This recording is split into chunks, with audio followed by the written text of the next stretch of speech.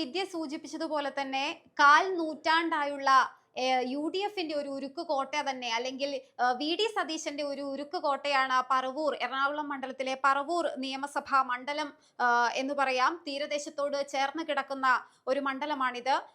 പറവൂർ നഗരസഭ കോട്ടുവള്ളി, വരാപ്പുഴ, ഏഴിക്കര, ചിറ്റാറ്റുകര, വടക്കേക്കര, ചേന്ദമംഗലം, പുത്തൻവേലിക്കര എന്നീ പ്രദേശങ്ങൾ ഉൾപ്പെടുന്ന ഒരു മണ്ഡലമാണ് എറണാകുളത്തെ പറവൂർ നിയോജക മണ്ഡലം എന്ന് പറയുന്നത്. ഒരു കാലത്ത് CPIയുടെ ശക്തി കേന്ദ്രമായിരുന്നു ഈ പറവൂർ. എന്നാൽ ഇപ്പോൾ അത് VD സതീശന്റെ അല്ലെങ്കിൽ UDFന്റെ ഉരുക്കുകോട്ടയായി മാറിയിരിക്കുകയാണ്. അതിനും ഒരു രാഷ്ട്രീയ ചരിത്രം പറയാനുണ്ട്.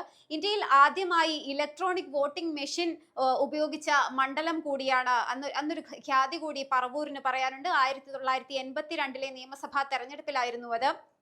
ഇനി ഇത്തവണത്തെ തെരഞ്ഞെടുപ്പ് വിശേഷങ്ങളിലേക്ക് വരികയാണെങ്കിൽ UDFനായി നേരത്തെ പോലെ തന്നെ, അതായത് 2001 മുതൽ ഈ ഒരു കാലയളവ് വരെ, ഒരു 25 വർഷ കാലയളവ് വരെ പറവൂരിന്റെ MLA ആയി പ്രതിനിധിയായി ഇരിക്കുന്ന VD സതീശൻ തന്നെയാണ് ഇത്തവണയും UDFന്റെ സ്ഥാനാർത്ഥിയായി വരുന്നത്. ഇത് 6ാം തവണയാണ് VD സതീശൻ മണ്ഡലത്തിൽ ജനവിധി തേടുന്നത്.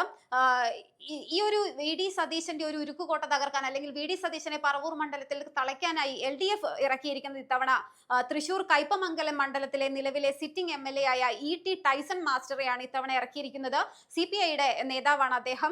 ഇദ്ദേഹത്തിലൂടെ LDF പറവൂർ മണ്ഡലം തിരിച്ചു പിടിക്കുക എന്നൊരു ലക്ഷ്യമാണ് മുന്നോട്ട് വയ്ക്കുന്നത്.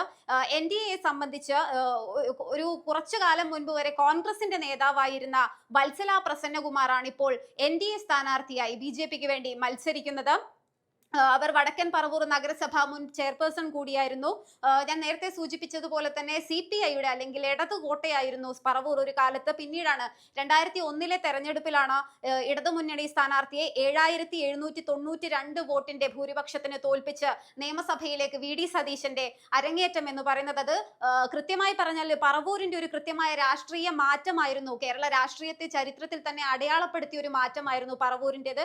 കാരണം അത്രയും CPI സംബന്ധിച്ച്, അല്ലെങ്കിൽ ഇടതുപക്ഷത്തെ സംബന്ധിച്ച് വേരുറച്ച ഒരു മണ്ഡലം കൂടിയായിരുന്നു. എന്നാൽ 2001 മുതലാണ് ഇത് കോൺഗ്രസിന്റെ മണ്ഡലം, അല്ലെങ്കിൽ കോൺഗ്രസിന്റെ ഒരു ഉരുക്കുകോട്ട എന്ന രീതിയിലേക്ക് പറവൂർ മാറുന്നത്. പിന്നീട് 2006-ലും 2011-ലും അതുപോലെ തന്നെ 2021-ലും സതീശൻ പറവൂർ UDFന്റെ കോട്ടയായി തന്നെ നിലനിർത്തി എന്നതാണ്.